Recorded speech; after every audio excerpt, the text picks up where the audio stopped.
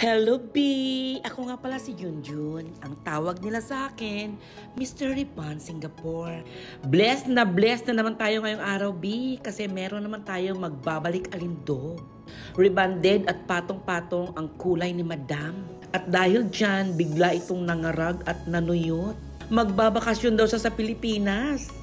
Kaya tara, samahan nyo akong diligan si Madam. Nilagyan ko na nga ng number 1 na pang-reband ang hair ni Madam. At syempre, yung nasa baba, standby muna. Uso na naman ang bakasyon ngayon, B, kasi December na. Dapat magugulat sila pagdating mo sa Pilipinas. Kasi darating kang maganda. Dilig na dilig at hindi mukhang tigang. Pangit naman kung magugulat sila at makikita kanilang ngarag. Galing sa Singapore, pero ito, ngarag na ngarag, tuyot na tuyot ang buhok, mukhang naghihirap, B. Mas maganda talaga na pagdating mo sa Pilipinas, maganda ka. O diba, shout out mo kaagad yung mga chismosa mong kapitbahay. At ito na nga, na blow dry ko na at na plancha ang buhok ni Madam. Kita nyo naman, B, number 1 pa lang yan, pero grabe. Super soft na at super shiny ang buhok ni Madam.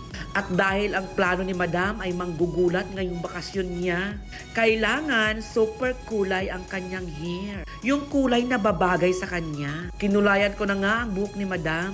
Dahil sobrang busy ang inyong Mr. Ribbon, hindi ko na i-video. At this moment, binababad ko na si Madam sa Brazilian treatment. Yes, tapos ko nang makulayan si Madam Jan B. Kita nyo naman may kulay ng kanyang hair. Siguradong excited na ito si Madam pauwi ng Pilipinas. At ito na nga ang final outlook sa hair ni Madam.